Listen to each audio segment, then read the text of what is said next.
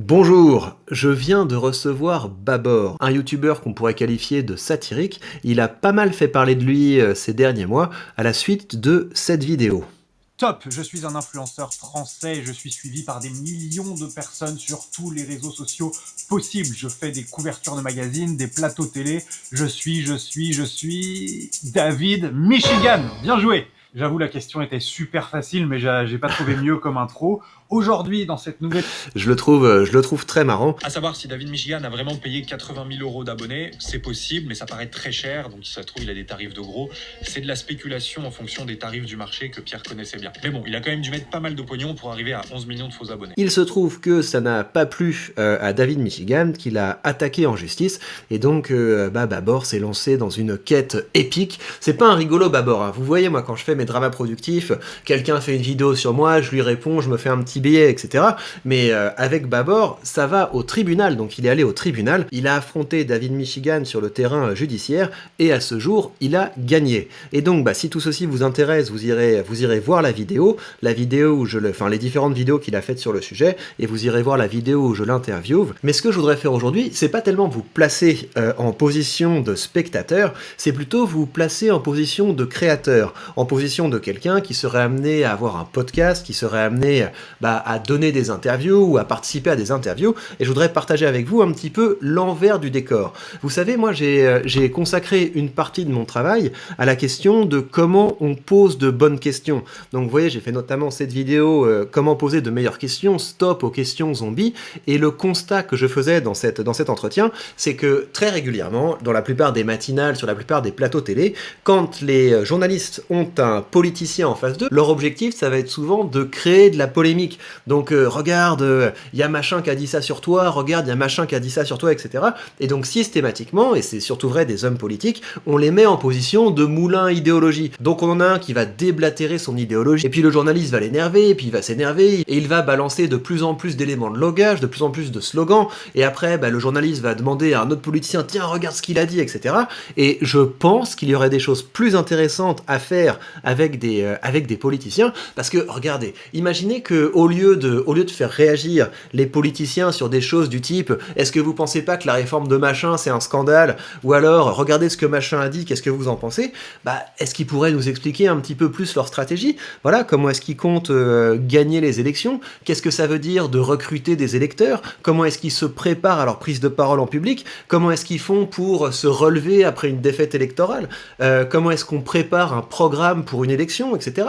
Donc il y a plein de questions techniques qui seraient intéressantes pour les citoyens, pour leur montrer un petit peu comment ça se passe concrètement, comment est-ce qu'on fait pour devenir un bon politicien. C'est ce constat que je faisais dans cette vidéo et que je peux faire par ailleurs, c'est que je pense qu'il y a certains types de questions qui vont pousser les gens à se mettre sur la défensive et donc à faire de la langue de bois, alors qu'il y a d'autres types de questions qui permettent d'ouvrir sur des choses qui sont plus intéressantes, plus incarnées et plus utiles aux personnes qu'on a en face de nous. D'ailleurs, il y a pas longtemps, je me suis retrouvé dans cette situation-là. Je suis passé dans une interview chez Le Crayon, qui est un média que je salue, et au niveau des questions qu'ils m'ont posées, ils étaient un petit peu en mode journalisme à l'ancienne. Donc regardez comment ils ont appelé leur vidéo « La rhétorique outil du système néolibéral avec Victor Ferry ». Donc leur objectif avec cette interview, c'était pas tellement de me faire parler de mes connaissances et de mes compétences, c'était plutôt d'essayer de me mettre dans une position d'idéologue pour pouvoir créer de la polémique avec d'autres idéologues. C'est par exemple pour ça qu'il m'a posé une question de ce genre-là. Tu parlais justement de faire progresser, que les gens progressent, etc. Est-ce que ça, c'est pas une vision justement de la rhétorique, on pourrait avoir une autre vision, et certains pourraient te reprocher justement que c'est peut-être une vision néolibérale du progrès, de l'individu, de l'émancipation.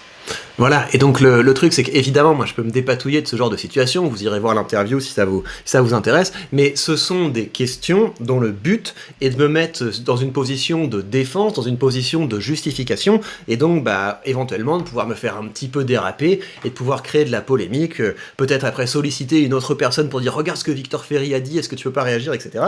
Donc c'est une manière de faire ce travail, mais je pense qu'il y a d'autres choses à faire. Et moi ce que je voudrais vous montrer c'est comment est-ce que j'essaie j'essaye de préparer mes entretiens? Comment est-ce que j'essaie de préparer mes entretiens pour pouvoir créer les conditions pour que mes invités puissent partager des choses qui vont être utiles pour mon public? Et là, ce que je vous dis, c'est, j'en suis vraiment à un stade précoce de ma réflexion. Si vous regardez sur ma chaîne secondaire, j'ai une petite dizaine d'interviews à mon actif, mais j'ai cette réflexion sur comment est-ce qu'on fait pour poser de bonnes questions, et je voudrais partager ça avec vous comme autant d'outils que vous pourriez mobiliser.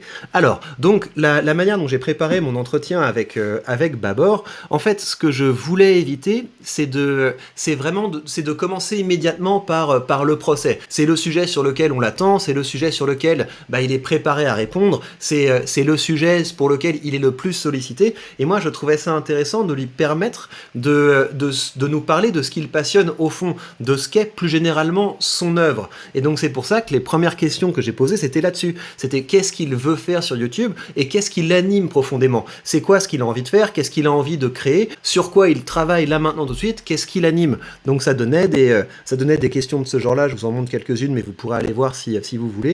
Et donc là où tu prendrais le plus de plaisir, ce serait de devenir auteur pour toi-même en fait. C'est l'objectif, c'est le palier que j'aimerais. Là aujourd'hui, je suis déjà super heureux et content d'avoir réussi à devenir auteur. Donc je vis d'écrire des blagues, donc c'est déjà un super taf.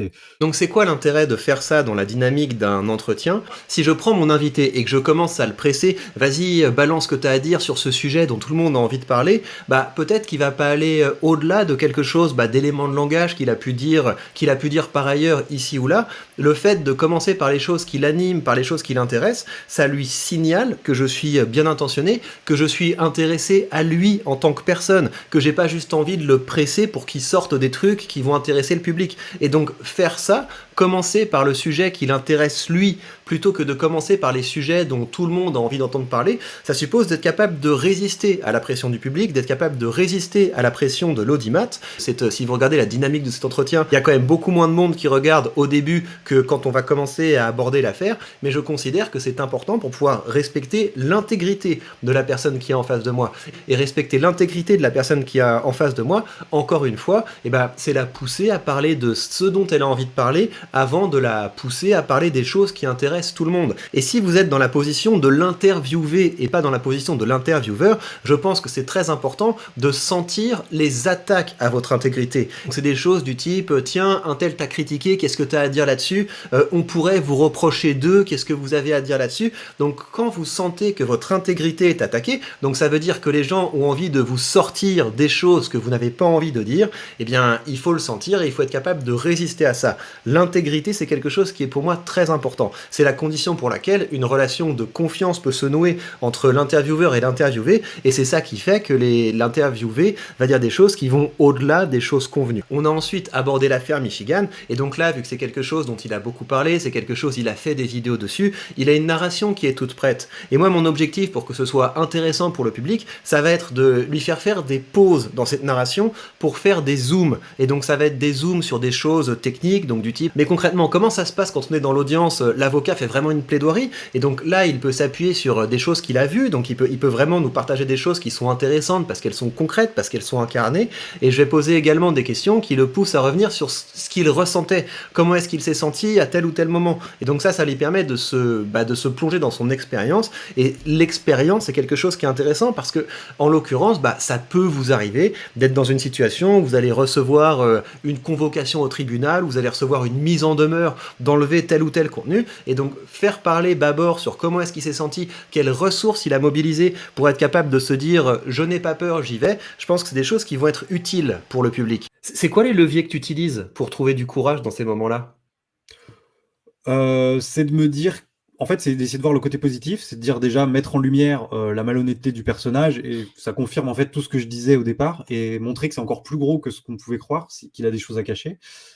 Parce que quand on va au tribunal, c'est quand même qu'on a des choses à cacher, qu'on veut pas qu'on mette les doigts dans le petit business.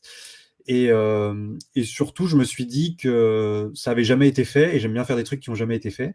Au-delà de faire monter mon nombre d'abonnés, parce que bon, c'est pas un objectif en soi, même si c'est toujours agréable, je me suis dit ça peut aussi donner du courage à d'autres, de se dire qu'en fait, c'est pas parce qu'on te met en demeure que tu risques forcément quelque chose, tu peux gagner. C'est quand même cool de se dire que si on se fait attaquer, qu'on peut gagner, et que ça peut valoir le coup d'aller jusqu'au bout, qu'on peut ne pas y perdre, et qu'on peut même y trouver son compte, quoi. Donc vous voyez l'idée. L'objectif, c'est de l'amener à faire des zooms pour qu'on puisse avoir des choses factuelles, des choses concrètes. Pour l'amener vraiment au-delà de la narration, à partager son expérience. Et puis finalement, la dernière chose à laquelle je suis attentif dans ce genre d'interview, c'est de tout faire pour que mon interviewé puisse au maximum garder une bonne image. C'est par exemple la raison pour laquelle j'ai posé cette question. Est-ce qu'il y a des moments où tu as eu de l'empathie pour lui? Tu sais, des moments où tu t'es dit, quand même, le pauvre gars, ou quand même, est-ce que je suis allé enquiquiner un gars? Enfin, tu vois, des choses comme ça. Sur la toute première phase, oui. Ça m'est arrivé parce que moi, franchement, je lui veux pas de mal. Un journaliste traditionnel, son objectif, ça va être d'ajouter du scandale au scandale. Donc du type, tiens, mais c'est quand même un peu dégoûtant ce qu'a fait ce David Michigan. Est-ce que tu pourrais pas nous en dire plus? Est-ce que tu pourrais pas balancer un petit peu plus? Et donc, faisant ça, je manipulerai l'interviewé dans le sens précis où mes intérêts ne sont pas alignés aux siens. Mon intérêt, c'est de faire un maximum de buzz, et ça pourrait aller contre son intérêt, parce que imaginons que de cette interview, il ressorte des choses que le David Michigan pourrait retourner contre lui dans son procès, etc. Nos intérêts ne sont pas alignés. Et c'est souvent la situation dans laquelle vous allez vous retrouver si vous êtes face à un journaliste. L'intérêt du journaliste, c'est de vous pousser à faire le maximum de buzz, même si ça vous nuit, même si ça nuit à votre image. Et moi, ce que je voulais faire ici, c'était donner l'opportunité à mon interviewé de montrer, s'il le souhaitait, de l'empathie, de la sympathie vis-à-vis de la personne avec qui il est en conflit. Peut-être qu'il n'a pas envie de le faire, peut-être qu'il a envie d'être seulement dans la confrontation, néanmoins, faisant ça, je lui permets de rééquilibrer les choses. Voilà donc ce que j'avais envie de partager avec vous au sujet de cet entretien. Allez voir l'entretien, allez voir toute cette affaire, c'est passionnant, à la fois au niveau juridique, mais aussi au niveau rhétorique. Comment est-ce qu'on fait pour préparer des arguments? Comment est-ce qu'on fait pour préparer sa défense? Comment est-ce qu'on prépare des bons arguments? Et je trouvais ça intéressant sur cette chaîne de vous parler en tant que créateur, pas seulement en tant que spectateur, et de partager avec vous un petit peu l'envers du décor pour que ça vous aide, si ça vous dit, de travailler sur cet art de la question. N'hésitez pas à me dire en commentaire ce que vous en pensez, et je vous dis à très bientôt pour de nouvelles news.